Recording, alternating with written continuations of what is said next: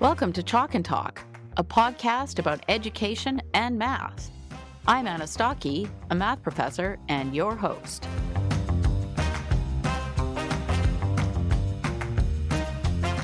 You are listening to episode 37 of Chalk and Talk.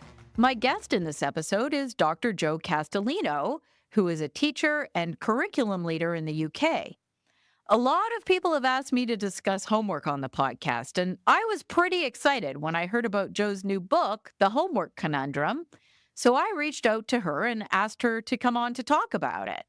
This episode is all about homework. We discuss why homework is important, how much homework to assign, and what type of homework to assign. We also discuss some of the criticisms of homework, how schools can create a culture that supports homework, rewarding and consequence mechanisms, leveraging feedback, and handling issues like cheating. Jo was a great guest, and I hope you find our discussion informative. By the time this episode is released, you'll be able to order her book, which has even more information. Now, without further ado, let's get started. I am thrilled to be joined today by Dr. Jo Castelino, and she is joining me from Leeds. She is a secondary school science teacher in West Yorkshire in the UK. She's a curriculum leader for science. She has a doctorate in genetics. She has a special interest in applying cognitive science principles to teaching to maximize student learning. And she's an expert on homework. She's written articles and blog posts all about homework. And she has an upcoming book that will be released on November 29th that's all about homework. It's called The Homework Conundrum. And I was lucky enough to have read an advance copy. I highly recommend it, and we're going to talk a lot about some of the things that are in your book today. So welcome, Jo. Welcome to my podcast. Thank you so much, Anna. I am so honored to be here. Let's start with a bit about your background. So you have a doctorate in genetics. Did you always work as a teacher, or what made you decide to join the teaching profession? When I was a kid, I used to play teachers, like I'm sure lots of children do. I just took it a little bit further, where I used to wake my sister up in the middle of the night and teach her, and she hated me for it. But that's why she became clever, you see. She did really well at school because of me. She won't acknowledge that. But I also wanted to study, and I've always been very academic, and I wanted to do a PhD. To be honest, to be the first person in the family, we have a very big family, and I just wanted to do that for the ego and the arrogance of it. So I did, and nobody cared. So I thought I might as well go into what I really want to do, and that's teaching. So I got into it a bit later than the other people in my cohort during my placement, but I've really always wanted to teach, to be honest. First of all, congratulations on being the first person in your family to get a PhD. Thank you. And also congratulations on finding your passion and becoming a teacher, which you clearly love to do. So why did you start writing about homework? Yeah, that's interesting as well. I used to absolutely hate it at the start. I used to hate it when I was a student because Indian schools give you a lot of homework and there is never any follow-up on it. So it was a lot of work for nothing, really. So I used to hate it. And then when I started to teach, no one really spoke about it. There was no training on it. We were just expected to set it. Sometimes this is also the case now, I think. So I used to not really get on with it. I used to set it without really understanding it. But then I started to look into it a little bit because I thought, in the lesson, in the classroom, we're talking a lot about how we should teach and how we should reduce cognitive load and how we should do lots of retrieval practice. And we started talking about that stuff for the classroom. And I started to think, why aren't we talking about this for other stuff then, like homework? And then we had the pandemic. During the pandemic, here in England, we set work online for our students, and they weren't doing it. No one really was doing it. And I just sat back and I thought, what if I had been setting them homework? Would that have changed anything? Would they have built some habits of independent study that I have missed out on now because I failed my students in a way? And very few of them are actually engaging with the work or even doing it. When we all returned back to school and the classroom, I started to really think, how can I make my homework effective? And I think it's evolved from there. Then I was lucky enough at my school, my previous school that I was working at, where they gave me the chance to lead on homework throughout the school. That gave me a bigger insight into it. It wasn't just about my classroom anymore. It was about the children. It was about the students in my school. And it was so fascinating hearing from different subject teams as well. I teach science, as you mentioned, but in art, it's completely different. In English, it's different. And it was nice, really eye-opening, I think, for me, discussing homework with these different teams and trying to build a culture throughout the school.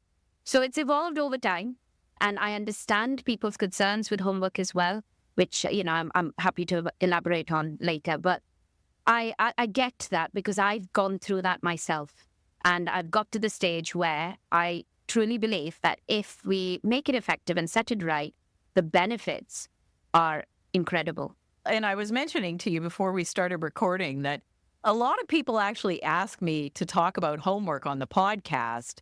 And I always kind of say, well, I don't really know much about the research on homework. I have opinions, my own opinions on homework, which I'm sure will come out in this episode. But so I've heard from both parents and teachers about it. And in your book, you actually talk about the research on homework. So it's my understanding, in fact, that the majority of studies on homework are based on math homework, which is great from my point of view, because I love to talk about math. But can you talk a bit about the research on homework? Yeah, absolutely. You're right. I read so many papers and studies. Here in the UK, we have something called the Education Endowment Foundation, and it's really useful for us when we are researching anything, when we want to implement something in schools. So, for example, if you're thinking of metacognition or feedback or assessment for learning or anything, they have done a bit of research for us, looked at the studies and summarized it. And they give us some kind of like numbers that we can use. For example, they tell you how many months of progress a student might make if this strategy has been implemented. So they have this for homework as well.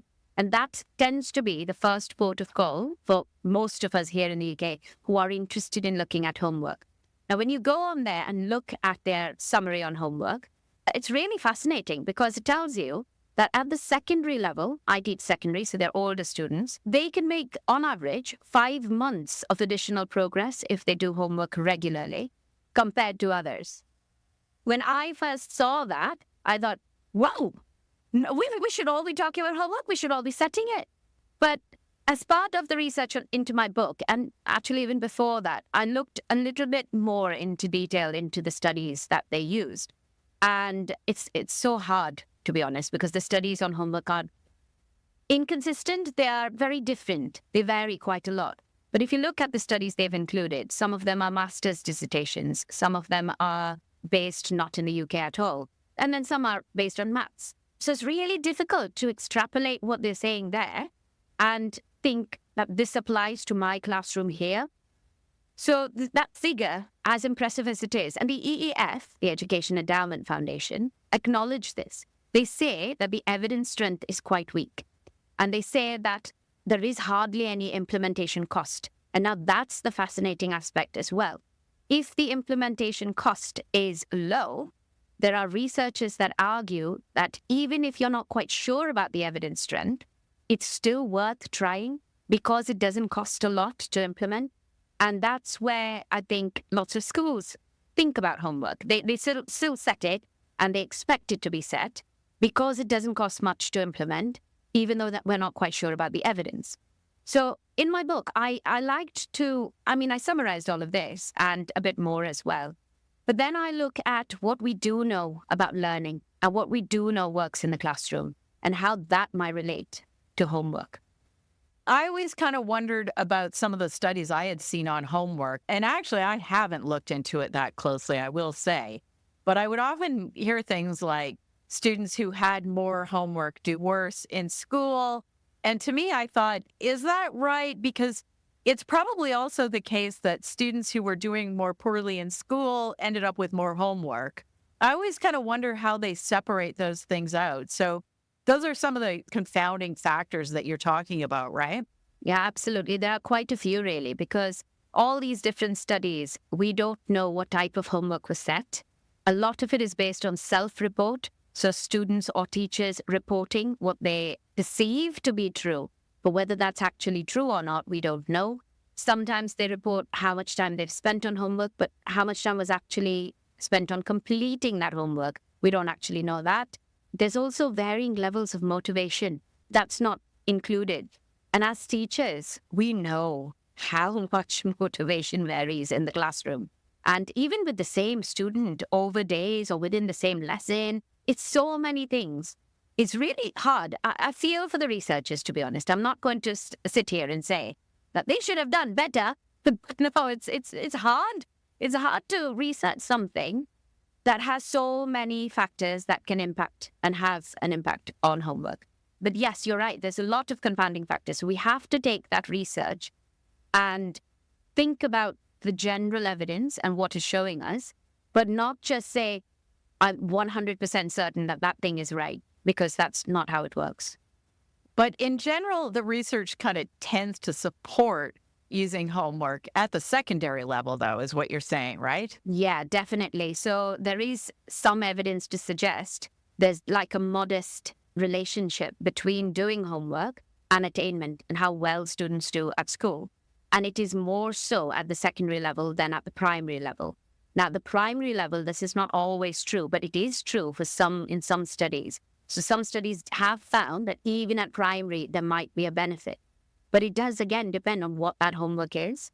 I'll bring in here, not research, experience, really. So I am a secondary teacher, but my children go to a primary school. And I have two of them. And so there's two different types of homework being set. One is much younger, so she only really gets reading. She needs to practice her reading quite often. I think that's powerful. Yes, it is homework, but we do want them to read. We want them to practice reading as often as possible. And if I don't do it because I'm busy with lots of other stuff, I notice a difference, even though I know it's happening at school. And the teachers are doing amazing. But that needs to also happen at home. And with my son, who's a bit older, he gets a bit of maths, you'll be happy, some spelling, reading, and that's it, really. There's no other stuff, because these are the main skills that they need to be good at. And without them, they're going to struggle later on in life, in their career, in their education. I think that works. It's only about 10 minutes at most, and it makes sense. So we have to look at the research and not just say, oh yeah, it works at secondary and it doesn't work at primary. But that's not quite true, because it depends on what that homework is. I gave a presentation to a group of teachers just a couple weeks ago, and they asked me about the research on homework or what I thought about homework. And the first question I asked is, okay, are we talking about high school or primary school? High school, I have strong opinions about that. The students are going to end up in post-secondary. If they haven't seen a lot of homework, it's going to be tough. Yeah. But for primary, I said, I don't really want to comment on that because I have someone coming on my podcast who knows a lot about it. But I think what I hear you saying is definitely it's the type of homework that goes home. And maybe for primary students, we don't necessarily need to give as much as we would for secondary. That makes a lot of sense. So on that note, you talked about something in your book called the Cooper 10-minute rule. Can you say a couple of words about that? Yeah, so this is Harris Cooper. And if you are reading any research on homework, his work is really useful. He's written so much about it. He's researched so much about homework. So he has this 10-minute rule where it just means that per grade level, so let's say a student is in grade 9, they need to do 10 minutes of homework per day per grade level. So if they're in year 9, that would be 90 minutes of homework per day, and so on and so forth. So it's a general rule. He is very open about the fact that it's not a hard and fast rule, but it gives a benchmark. It gives an idea of how much homework to set depending on the grade level of the student. So it's nice to have sort of a guideline like that, 10 minutes per year of whatever grade you're in. Now, in your book, you also have an entire chapter called How We Learn. And I thought that was great. Like, to me, that's a great place to start. And there you talk about things like working memory and long-term memory, retrieval practice, a lot of things I've talked about with guests previously on the podcast. And, I really like that's where you start before making recommendations on how to structure homework, because really there are two pieces to kind of consider. The first being how students learn should perhaps guide the way we design homework, right? And that's going to come up a lot in our conversation today. But then on the other hand, perhaps homework itself plays an important role in how we learn. So does it, in your opinion, play an important role in how we learn? Absolutely. So I have lots of anecdotes here, because when my students do their homework, they come to the lessons feeling far more confident, but then I get lots of data from that homework as well. So it's twofold. It's not just for them, it's also for me. And then I can then decide how I can structure my lesson or my questioning, or how I explain the next thing, and how I link it to what they've learned before as well. And then it also informs future homework. It's amazing once you sit down and think about what you are setting, how it actually is a part of what you do in the classroom. It's not something that is separate. And that's another thing. It's another EEF recommendation, actually. That's when homework is powerful, is when the homework is linked to classroom learning. But it's not just a tenuous link. It's not like, oh, yes, you can research this one person that we learned about in this lesson. That's not how it works. It's an actual link. It informs, it feeds into what you do in the classroom, and then it feeds back into the homework as well. And it's a cycle, really, and it's ongoing. And it helps you learn about your students, and it helps students learn about themselves and how they learn. I think that's just mind-blowing when you think about a student on the other end who's doing their homework and they get information about how they learn in their own time. It's independent study. When you do that in the classroom, so some people might argue, you could do that in the classroom, surely. You're giving them a task and a student can decide for themselves then and there how they feel. But you're right there. You are right there to guide them, to support them and advise them. This is more powerful when you are not there. That's when the student truly sees, right, I struggle with this kind of thing, so I need more help on it, and I'm going to have to talk to Miss. Or, I find this really easy, and I can do this really quickly. And that's something that you can find out when you do independent study. I think that's just powerful. So two things, well, three really. It actually helps with student confidence, because that's the practice piece. As long as they can actually do the homework, that's another thing that'll come up. And then second, it guides you as a teacher, because you can see what the students can and can't do. And then the third thing is independent study. It helps students to realize what they can do on their own and what they can't, because sometimes they do get the false impression when they're in class and they're just watching you do things that they can do it. But watching you do something and getting your help with something is different than being able to do it on your own. Yeah, absolutely. Something else, I think, related to this. If the homework is retrieval practice, and we talk a lot about the cues that students use to retrieve a memory, perhaps, or a bit of knowledge. Now, there has been an argument recently on X, actually, and not an argument, a discussion about how students might be retrieving information in the classroom, but when they actually have to retrieve it in an exam setting, it's in a completely different place.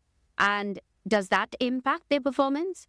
And I think, in a way, homework gives them a chance to do this in a different setting. Now, I know it's obviously a home setting. It's not quite the same thing as doing an exam. But we're not just teaching for an exam. We're trying to teach them to retrieve independent of every support that you can possibly give them.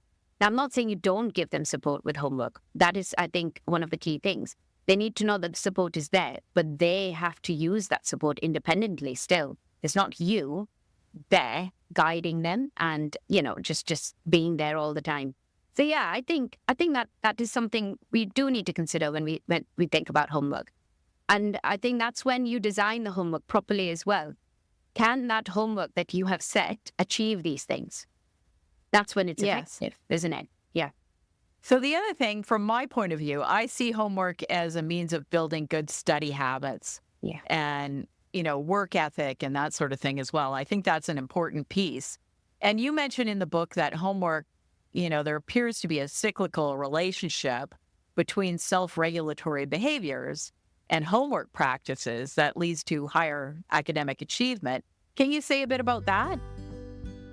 Yeah, absolutely. So when a student is sitting down to do any kind of independent work, let's say even if you've not set them any homework, there's an assessment, a test coming up, you expect them to revise. They have to find a quiet space to work in. They have to make sure they manage their distractions. They're not looking at a phone or a television or the radio. Does anyone listen to the radio anymore? I do, but I don't have kids do. Anyway, that as well. They need to make sure that they are focused on the task at hand and stick to something when they're stuck. Now, these are really hard things to do. Really hard things to do for, I think, many adults, but more so for a student who has so many distractions around them. And in this day and age, we have a lot of distractions around us. So it's easy to lose track and lose attention as well.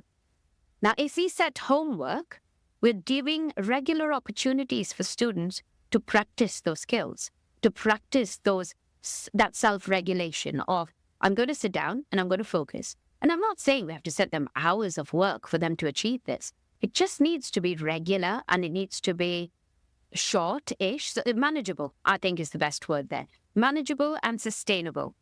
And if that is possible, that sweet spot, it's perfect then. You know, the student can actually do it.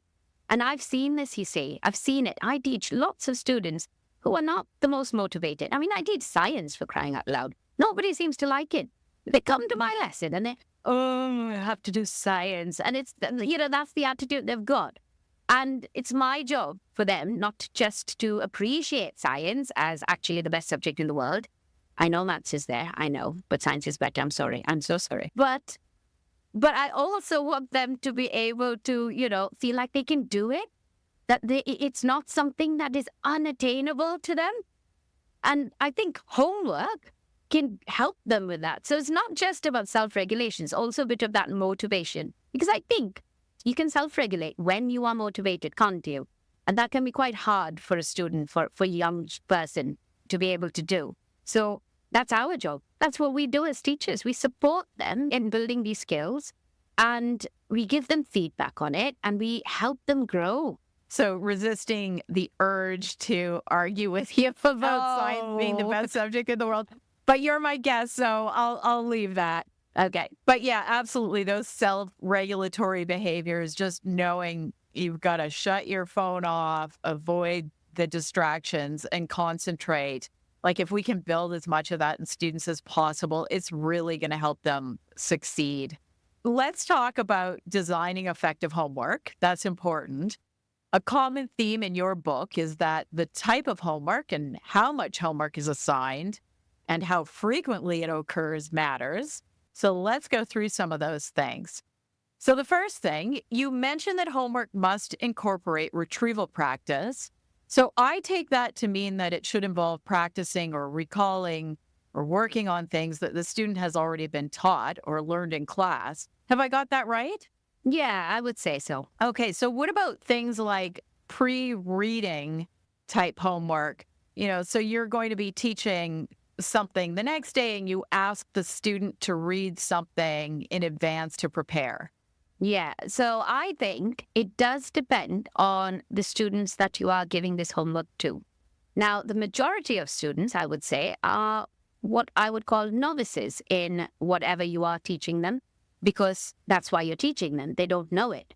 And I think it does get to a stage where I think maybe towards once they pass high school, secondary, maybe they start to build those schemas and they start to become more of an expert in one subject. But I'm talking about primary, secondary school students. They have not reached that level at all yet. There might be the odd student who, might have read something beyond and actually has that understanding, but that is rare. The majority of our students are novices in something we are teaching them for the first time. Now, eventually, yes, they might change in their expertise level and they might build on that. But when they are novices, if we give them anything where they are pre-reading or they're doing something with new content that you have not taught them, I think there is a real danger that misconceptions or errors start to seep in and they consolidate in their memory And then they come to your lesson and you are trying to build on what they have read, but they've got the wrong idea. And that then you're undoing all of that. And it unravels, I would say. So it does really depend on the students you are setting this homework to. So I'm not saying pre-reading or flipped learning, that the other idea, is completely wrong. It's only because who are you setting this homework to? If you are setting it to someone who is more of an expert because they know this stuff, they know the basics, they know the main foundation of this topic, then I think that's fine. It's powerful, in fact. It's better for them if they are pre-reading and if they are doing that work for themselves. But the majority of our students are not there. And I would think that wouldn't work. This is why I advocate that in my book, because it is aimed at schools, really. I think that retrieval practice and spacing that retrieval practice, those are the key things, because that's what we do in the classroom. So why aren't we doing it for the homework as well?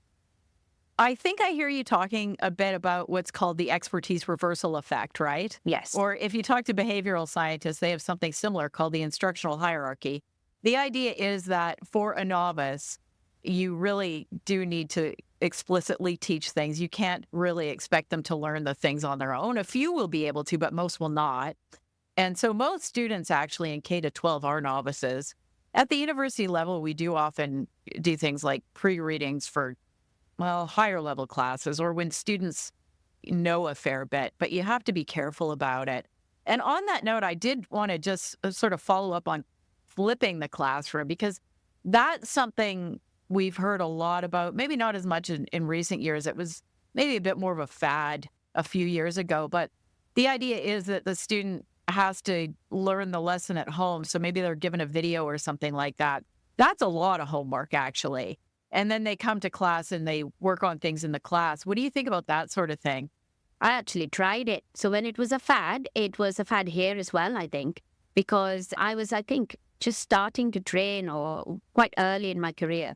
And I was told to try it. There was a website called Nearpod that I was using for it. And I was setting homework on it where they had to go through a few tasks with a video, a little quiz. And I thought, this is great. So then they come to my lesson and I don't have to teach it from scratch. We can try really application style questions. I mean, they were coming to lesson and I still had to do it anyway. So I still had to explain it all. I spent hours making this beautiful Nearpod presentation and these kids didn't know a thing. Now, I'm not saying that there will be someone maybe listening and thinking, well, I've tried it and it works, so you've done it wrong. It's possible. But I think when it comes to flipped learning, it's the same idea again. First of all, we're putting the onus on the student for some reason. When you are the teacher, why are we making them teach themselves when you are the expert and you know what to look out for and you know how they should phrase something? So I think that's really unfair on students to put it on them, especially when they are novices. And even when they're experts, I think. But like at the university level, do they pay a fee, perhaps? I think they do, don't they? Oh, yes. What do they pay you for? To give them homework, to do it themselves? I'm sorry, but I feel it's a bit of cheating then, and it's not really going to help anyway. Maybe there is the odd type of topic someone might argue, but I can't see that for science, I'll be honest with you, because there's so much there that they could get wrong, and you want them to get it right. And the only way you know they're going to get it right is because you're the expert and you can tell them and you can teach them and you can guide them. But if you give it to them to do on their own, I genuinely think that's wrong. Yeah, no, I agree. I completely think it's unfair. It's unreasonable. You're the expert. You're the teacher. That's your job, right? To teach students, which doesn't mean we can't give them challenging problems. We certainly can, but we should also give them the knowledge and teach them in order to be able to solve those problems. So the next thing you mentioned is that homework should be regular. So how regular?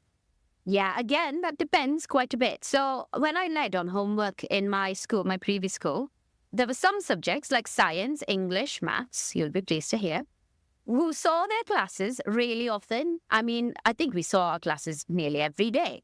So for us, regular homework, I would say, is once a week, something like that. But there are some subjects and some teachers who don't see their classes that often. In fact, we used to have art teachers who would only see their class once a week. So I can't expect them to set homework every lesson that they see.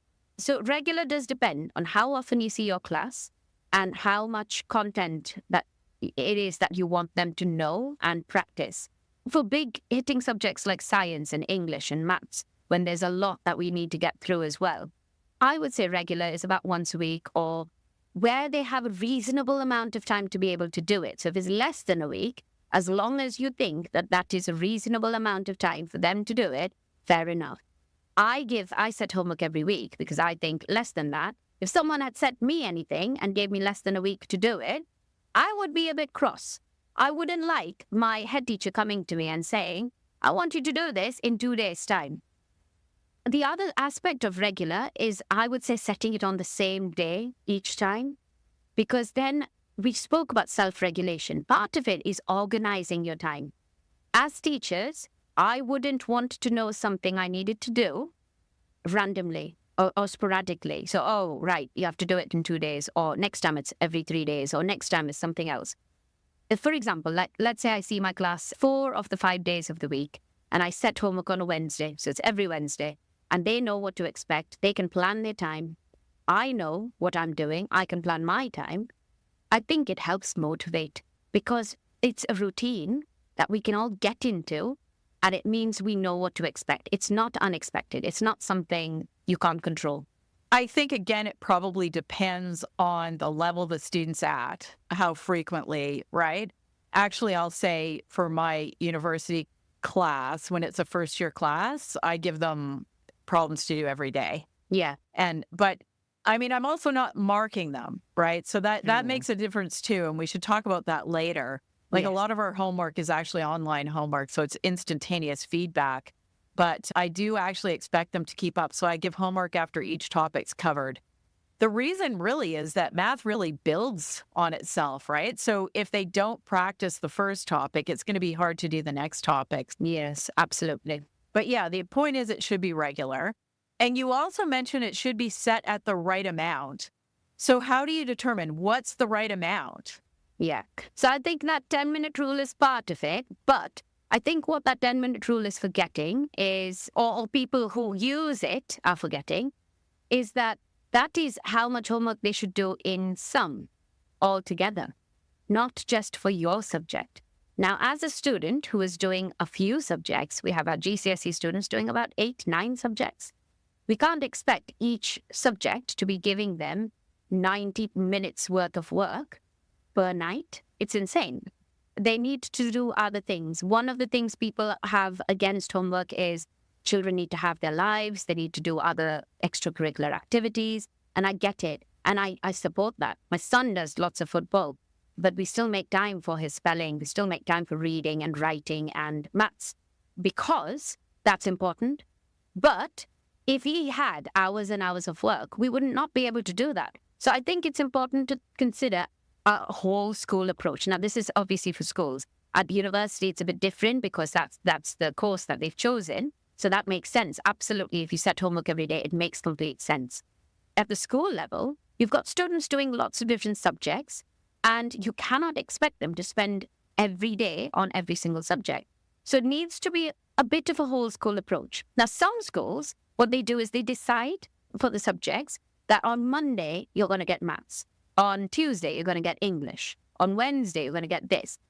I am a bit against that because it forces the subjects to follow somebody else's plan. And I feel that that will take away some of the teachers' motivation in setting homework and the teachers' control and expertise in setting homework. And there is a danger by doing that, by deciding it holistically, a whole school approach, is that the teacher will only do it to tick a box and not really have any meaning behind it. And that's something we have to get away from. So the other side of it is something we tried in my school before, where every student had a little planner. Don't know, do you have student planners in Canada as well? Yes. Amazing, right. So they had a little planner where there was a blank timetable. And what we did was we said to every teacher at the start of the academic year, decide when your homework day for your lesson is going to be. And the student would write it in. So it was something that the teachers had control over and didn't feel like that was being taken away. They had autonomy there. But at the same time, there was an expectation that they did set homework on one day every week. And then by having it in one place, we could see how spread out the homework was, how much it was. And that's one aspect of it. But the other side of it then is, once you know all that, how do you as a teacher decide how much homework to set? I think knowledge of your students helps here massively. So I've got a range of classes. I've got some classes that really fly. I mean, they are academically amazing. They get things really quickly. They want to do more challenging work. Amazing, brilliant. So I might set them challenging homework that takes slightly longer. I still don't set more than 20 minutes per week because I know how many other subjects they have to do, and they do lots of other stuff too. So that's my benchmark. But for classes that really, really struggle with memory or with motivation or with organization, I would set, at the start especially, when I'm trying to build that habit, I would set easier homework, shorter pieces of homework, and then as I get to know them and we get that routine built in place, I start to increase it slowly. And so it just comes with, I think, knowledge of your students and having a whole school approach as well. I think there's two sides to that. I think what I hear you saying is you kind of scaffold the homework even, especially for students who are struggling, and you're trying to kind of get them on board, get them into the habit of doing the homework. Start with a small amount and make it easy, and gradually increase the difficulty and increase the amount you're giving. And the other thing I do is sometimes I'll give them a similar question from the homework in the lesson. So those who have done that homework get to your lesson and they think, oh, I know that. I just did that. So I know that. And they feel, I can do this. I can do science. And it's not something that I can't. And it just builds that confidence and a little bit of fluency in the topic as well eventually. I think that's very powerful. But you do need to know your students, and it does take time. Now, you mentioned feedback. So you mentioned that homework must include feedback. So how soon after it's completed should it include feedback? And my other question is, how can teachers provide feedback to every student in the class in a timely fashion? Because it seems like a lot of work. It is. And I've made that mistake in the past where I've set stacks and stacks of work because I thought this is good stuff and they need to know it. And I've set it, and then I've had absolutely no time to mark it or assess it. I've tried the bit where I mark it in the lesson. That then takes away your lesson time. When are you going to learn the other stuff? Teach the other stuff. Or I take it home and then promptly forget about it, and eventually the kids have eaten it. My kids, yes, they eat paper. But these things happen. Okay, they don't actually eat paper. But I think there's two parts of the feedback. I think part of the feedback should be that the homework should be a way for students to be able to recognize what they know and they don't know. For that to happen, I think a bit of instant feedback is very useful. Now, I set online homework as well, just like you. I use something called carousel learning. I think it's really powerful for schools, and it's got not just simple questions. You know, you can really think about the questions you're putting in. You put in that question as well as the teacher. So I set that, and in that homework, students can revise flashcards at the start, which has the same questions, and then they practice typing their answers. And then after they do that, it shows them the actual answer and their answer so they can check if they got it right. And they have to do this themselves. It doesn't mark it for them. They mark it for themselves. And then I check whether they've marked it properly. I think that's really good. But not all students can do online homework. Of course not, because, you know, there's all sorts of issues with connectivity, access. So if that's the case, there are ways to set homework where part of it is so straightforward, retrieval practice, that they can check themselves, like you said, and that gives them that practice of checking their notes. Did they get that right? Did they not? What do they know? What is missing in what are the gaps in their knowledge? And then there could be an element of giving them something a bit more complicated, but shorter, not the whole homework, and that could be assessed in a lesson. But the other side of giving feedback can be a bit delayed as well. And so with my carousel learning, what I do is I'll gather information from the homework because I'm scanning all of the work. And then I give them whole class feedback. I don't give individual feedback. I give it as a class. And then we focus on these were the common mistakes. These were the common strengths. And I think it's really valuable to talk about the strengths and the weaknesses.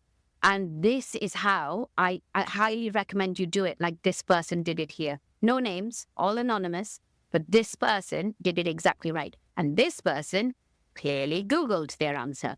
So that's the other side of it, giving a bit of delayed feedback, but some of it, an aspect of it being immediate is really important too. And you talked a little bit about the right level of challenge, and maybe we can say a bit more about that. How can you determine that you get the right level of challenge for homework? Because you don't want it to be so easy that you have kids doing worksheets upon worksheets and they knew how to do this already, and it just kind of becomes very monotonous. But you also don't want it to be so challenging that the students are discouraged and they can't do the homework. So how do you determine the right level of challenge? I think that, again, comes with the knowledge of your students. So you get to know them, you start to see where they lie in your classroom, and you can decide. But there is the aspect of this where some people mistakenly think, are you suggesting that you set different pieces of homework to different students? No, because that's crazy. We don't have that time.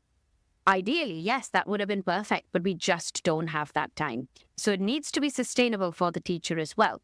Now, with my homework that I set with Carousel Learning, the student can choose not to use the flashcards. That gives them a bit of challenge. It tells them, right, have a go at the questions without revising the answers first, without knowing what the answers are. And then we have the other students who struggle, so they can revise those flashcards. They can look at it and assess and then do the quiz. But to choose the right questions, it's important you gather data from your lessons, you gather data from the initial pieces of homework, and that will inform how effective your homework eventually becomes. I don't think anyone could get that challenge absolutely right the first few pieces of homework you set because you don't know the student. As soon as you start to know your class, your general idea of the class, that's when you can choose the right level of challenge. And even then, you can add aspects to it to make it a bit harder or a bit easier by showing them, okay, if you get stuck, this is where you can look, and this is what you should be doing. Maybe there's a video you could watch, or maybe there's your notes that you've taken in lesson, or these are some prompts, but you don't have to use them. They are there if you are stuck. If you practice that kind of thing in the lesson as well, they'll know how to use it. It's not something foreign to them. And that's another side of it as well. It's not just about giving them the right questions. It's also how they can support themselves and how much they need to support themselves. I want to just follow up on something quickly, just because I have a lot of North American listeners, British terminology. So when you say revise the flashcards, you mean study the flashcards. What we would say is study the flashcards. Am I right? Yes, I think probably we say that too. Because sometimes revise, I think of it as meaning rewrite. No, sorry. It's only because on the Carousel Learning, it says revise flashcards as the phrase. So I'm used to using that phrase. But you're absolutely right. I mean, study them. I mean, learn them and assess. Say it out loud and check if you remember it. That's what I mean. Okay, excellent. I want to ask about something that I hear as a criticism of homework, or a reason that maybe homework shouldn't be assigned. I've sometimes heard that homework disadvantages students from low-income backgrounds. So what does the research say about that? There is some research out there that says that it does and it doesn't. So it's not conclusive, in other words. But I would recommend reading the work of Janine Bempachat. I hope I'm saying her name right. I have actually spoken to her. She's lovely, very knowledgeable lady. But her work is more on students who come from families that might struggle financially, that might struggle with resources that they have access to. And she says that actually homework, when done right, and I've spoken already about what that right homework looks like, about being regular, about being the right level of challenge, about how much support there is, and the feedback that you give. If that's right, then actually it allows those students as well to make as much progress as the others, to feel confident and fluent and masters of the knowledge that you are willing them to learn, you want them to learn. It's a little bit difficult, but again, from my experience, I have taught in schools. I currently teach in a school as well, where we have lots of students that come from disadvantaged backgrounds. And I will tell you one thing, Anna, the students who don't always do their homework don't always come from those backgrounds. They come from backgrounds that are on paper, fine, absolutely fine. And you find that sometimes that mindset that schools might have of students who come from these backgrounds don't value learning, it's nonsense. You have parents who really work hard and want the best for their child, and they usually struggle financially, and that's not something we should ever hold against them. So for us to go in there thinking, oh yeah, you come from a disadvantaged background, therefore you're never going to do your homework, are you? That's completely the wrong mindset. Now, I'm not saying that some don't struggle. Of course they do. Maybe they just don't have the right space. Maybe they just don't have the right self-belief that they can do it because of what they've been told all their lives. And that's, as teachers, we have a duty to try and address that and change that mindset as well. If you don't set them homework, you're not doing that. You're not doing that because the students who can afford it will go and get a tutor. The students who can afford it will get that anyway. So you are not giving them that chance because of your mindset and your preconceptions of these students. And I find that very, very difficult. When people say that to me, I think, no, that's not right. We need to be doing everything possible to level that field. And to do that, we have to set them homework. But it has to be right. It has to be sustainable. It has to be manageable. And it needs to be taking in data and being informed by data of your knowledge of the student in the classroom and in how they do with their homework. And as a school, we should be supporting students, all students, to be able to access that homework. Not in terms of, here are the answers, guys, you can do it. No. Can they sit down in a quiet space and work? If not, could we provide that in a school? Could we do that after school, perhaps, or before school? Is there an issue with internet access that they're struggling with? Can you set them homework they can access then instead? It's those questions that schools should be asking and should be considering throughout, not just one teacher for their class. It should be a school effort because that's when the school values it. And it becomes a thing that everybody knows, right? If you go to that school, they value this. It's about learning. It's about knowledge. And homework is a part of that. It's not something separate. So you're talking about creating sort of a school culture, right? Where this is what our school does. Our students have homework. We give them reasonable homework. We have high expectations of our students, and we give support when necessary. I like what you said about it could even be looked at as discriminatory, to be honest, from my point of view, to say that we shouldn't assign homework to students from disadvantaged backgrounds. Not only that, it's just going to widen the gaps because the students whose parents can afford it are going to make sure they get the homework. And think of the things that are gained from getting homework. You get lots of practice. You get those self-regulatory behaviors. You learn how to focus. You end up with good study skills, independent learning, etc. Let's talk a bit about rewards and consequences. I've had a few behavioral psychologists on the podcast, and they talk a lot about reinforcement. So it seems to be very important when you want people to behave in a certain way. In this case, we want students to complete their homework. So should students receive rewards for completing homework? It depends on what we mean by rewards, I think. I'm not saying that, oh yeah, you've done your homework, money or a voucher or a big teddy bear. I don't think teddy bear would work at secondary anyway. But no, that's not what I mean by rewards. I mean encouragement. I mean acknowledgement. I mean recognition of the work that has gone into doing the work or into this homework. I think those are really important. That's the reward. I know that in some ways, a bit of extrinsic rewards help push towards intrinsic rewards eventually, which is where we want to end up. You want students to feel like they have done it for their sake. They have done it because that's a good thing, not because they're going to get something from it as a reward or something extrinsic.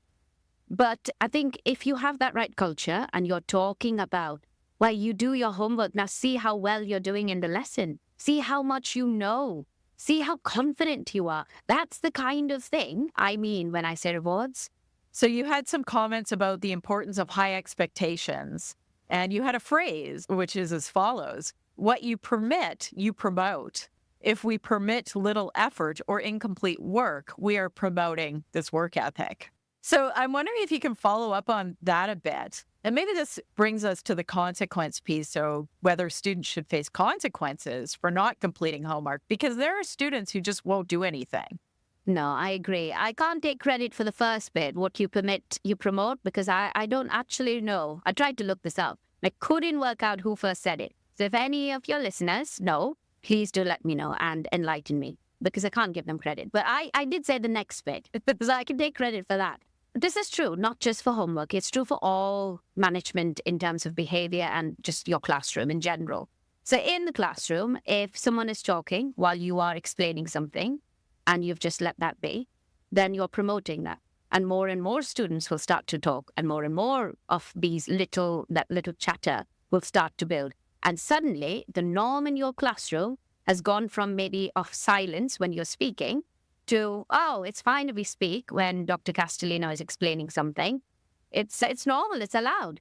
So these things can build, absolutely build. Now, when it comes to homework, if you say, oh, you haven't done it, it doesn't matter, don't worry about it, then why will they do it the next time? And why will their friend, Johnny, do it the next time? Why would he put himself through all that effort when actually you're just letting it go when they don't do it? Instead, what we should be doing is making our students understand that you have set this homework for a reason. There is a reason, and that reason is that they are going to improve. They are going to improve not just, as you mentioned earlier, the confidence, the skills, the study skills, the habits that they're building, just being able to answer questions and do well. All of these things are the reasons why you are setting homework. So if you don't do it, you are failing yourself in not achieving these different things. And so having that mindset and reminding students of that mindset, you're trying to change that culture. But it does mean that when they don't listen and they don't do it, that you have to follow up on that. So initially, maybe it is a conversation with them and family and home to see what the barriers might be. Is it because of motivation? Or actually, maybe they had a really tough week and something was going on and they struggled and they're not telling you because they're in front of their friends and they don't want to show that side of themselves. I've had that, you see. I've had students with genuine reasons. So the first step should be to seek knowledge, not to judge. We should go and find out why that student has not done that homework and not just immediately assume that, oh, it's because they don't care. Once you know that, you have to look into how you might be able to remove what that barrier might be. Now, it might be that the barrier was, I couldn't be bothered, I didn't want to do it. If that's the case, then great, that is a consequence, because they need to understand that actions have consequences. And the action of not doing their work or not doing it properly means that you have to experience some kind of consequence. Now, here in the UK, we have initial consequences might be a comment that is sent home. And then eventually you might have something called a detention, where they sit for about half an hour or a certain amount of time. And maybe they're doing that homework then, and they're doing some study then. And that tells them this was important. That's why we are making you do it now. You should have done it in your time, but we are taking that time from you now because you didn't listen. But the first step, as I say, is to know your student, address the barrier, help them out, and then if it doesn't work, or everything you've done has no impact, that's a consequence. So, Jo, do all your students complete their homework? I wish I could say they all do, but unfortunately not 100%. I have to be honest. I don't think there's anyone in this world who can say every single student does it every single time. If they do, they are lying, Anna. But I have had times when my classes have done 100%, or all of them. But I wouldn't say that's every single time. Now, sometimes they're having genuine reasons, and that's why. Like, I've had a student who was off ill for about a week and a half. Of course, I'm not going to expect them to do their homework. I've had another one who had a bereavement. Again, not going to expect them to do their homework. And I've had a couple of them who just couldn't be bothered and they thought they could try and get away with it. So they had the consequence the next time they've done it. So it does vary, but it's close to 100%. So I can say we've been in school for about 6-7 weeks and I've got that culture where I want in my classroom. So what about parents? Are the parents always on board? And if not, you might have parents complaining that they want to do things with their kids in the evenings, that sort of thing. Like that's another criticism you'll sometimes hear about homework, right? Definitely. And so how do you get parents on board? Yeah, absolutely. I said earlier that my son plays football. He trains about 5 times in the week. It's a bit mad. He's only 8. I don't know what he's doing, to be honest. But anyway, and that is a big part of his life. And we are not going to take that away from him because he trains and it's something important to him as well. And he's good at it. But I get how parents feel about homework in terms of the encroachment on family time. But if you're setting the right amount, and like I said, that comes from knowledge of your students and their home lives and just how good they are in the lessons, then there is a way to manage that and spread that out. That's why also I suggest setting homework once a week, because then it gives them that time and it doesn't force them to do it the next day. It gives them a chance to plan when they're going to do their science homework, when they're going to do their English homework. And it gives them a bit more freedom, a bit more control over that. But what we do in schools, so my previous school and my current school, is we communicate quite a lot with parents and we explain why we're setting homework as a school. We explain the whole idea behind it and how we support the student as well in school, but also how they can support themselves outside of school and how parents can support. I think if you communicate with parents in different ways, you are basically bringing them on board. You are giving them a bit of insight into why you're doing it. And I truly believe that when someone has that insight and they understand where you are coming from, they are a bit more open to accepting what you have to offer. And that's something I think schools should be doing. They should be opening up their doors as such and telling parents and giving them that information and inviting them in. Come and see what we do in the classroom and see how that links to the homework we're setting. It links. It's not something crazy and random. It's worth it. So I think there's so many aspects. This is why I wrote a whole chapter on it, really, because I think schools can get this right. And when they get it right, it builds that culture again. And then that culture is not just in the school, it's also at home. And parents are supporting you with what you're trying to achieve. Yeah, in fact, you had some sample letters that went home to parents in the book. In fact, even explaining things like the benefits of retrieval practice, space practice, explaining, essentially how we learn. And that seems like a great idea to me, that this is important for your child. It's going to make it easier for them in school. They're going to be better at academics, and it's going to have all these positive benefits, just to let parents know what the positive benefits are so that they will support, right? Yeah, absolutely. What about cheating? Obviously, this is a huge deal right now. The prevalence of AI, you can get it to write an essay for you. You can get it to do your math homework. We've always dealt with this. There's been math software around for a long time that we know that there's this issue. Or even students might actually just cheat off a friend. They might not even do the work themselves. So it kind of seems hard to avoid this when the homework is unmonitored. So what do you do about that?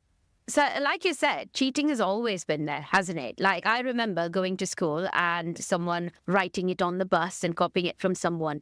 But I think the difference, as you say, right now, is that because AI can rewrite something in your voice as such, it's harder to detect. It's not the fact that it's made cheating easier. It's just harder to detect that cheating has occurred. I think there is no very simple answer here. I wish there was. I could say, oh yeah, actually, we should all be doing this. And ChatGPT will be out the window. No, it's not like that. It's not as simple as that. I think it's important for us to build a culture of integrity with our students and make them understand that being honest with their work ethic is a valuable thing. Now that develops in the classroom and through what you say and what you value and how you reward and acknowledge that integrity. So some of the things that I do, like practical things that I might do, like I said earlier, I will set something that I've set for homework in the lesson. Now, one of the things that helps me with is to see if students have done it properly, if they actually remember it. But, of course, a student might have done it genuinely and have forgotten it in your lesson. So I can't really use that. So then if you suspect a student has cheated because they are just not answering the same questions in your lesson and they've apparently done their homework, having a chat with them again. It's like with the whole consequence thing. We need to be respectful of our students, and we need to come from a place where they know they can be honest with us as well. So having a discussion with them, a frank discussion, not in front of their peers. You're not trying to embarrass them or humiliate them. You just want to understand what made them cheat. Was it because they just had no time, or because it was so much easier to do, which can definitely be the case, because yes, I had time, but I wanted to play on my PlayStation or something. I didn't want to do it.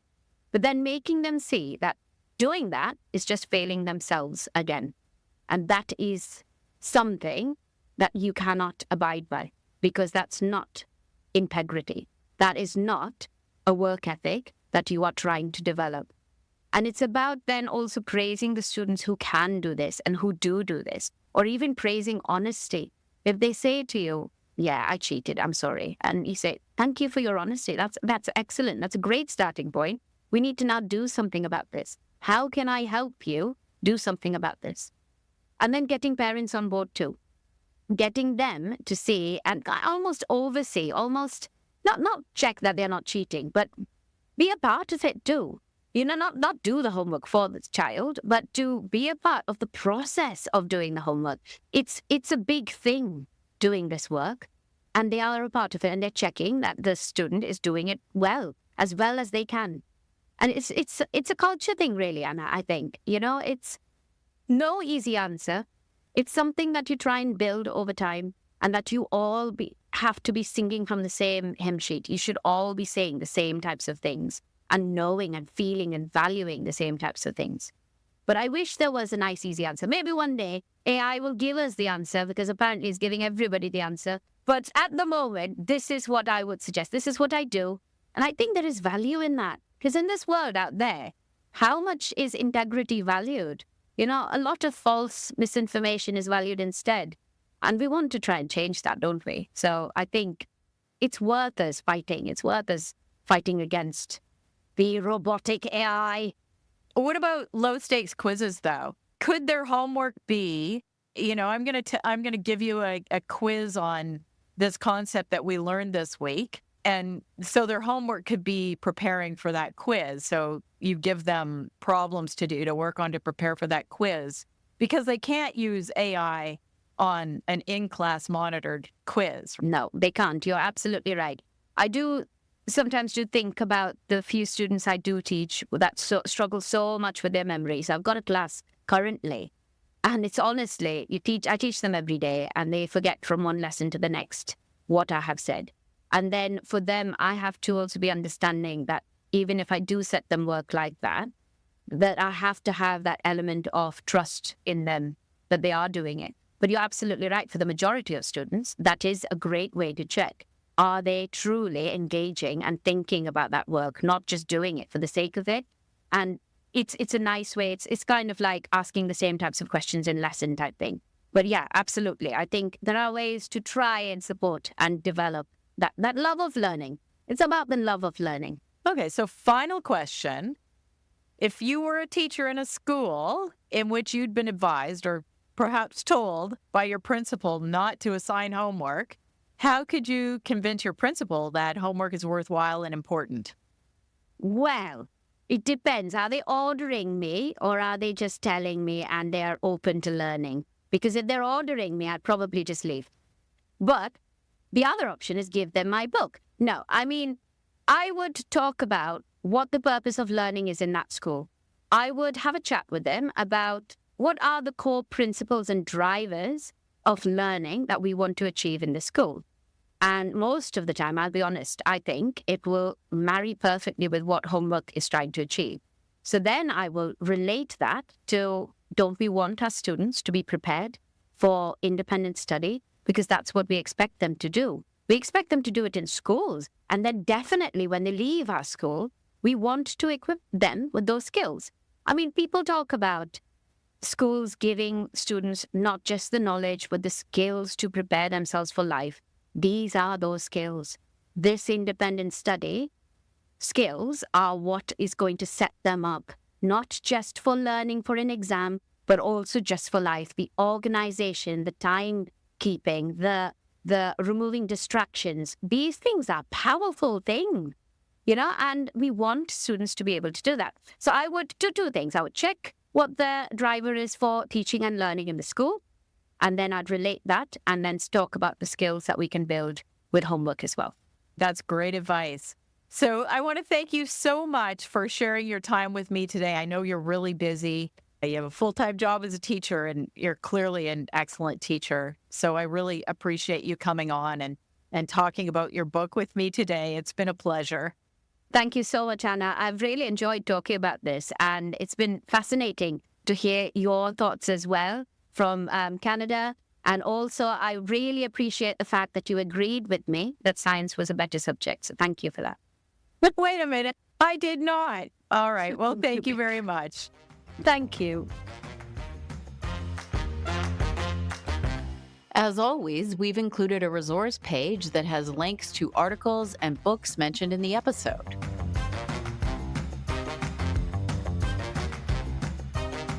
If you enjoy this podcast, please consider showing your support by leaving a 5-star review on Spotify or Apple Podcasts.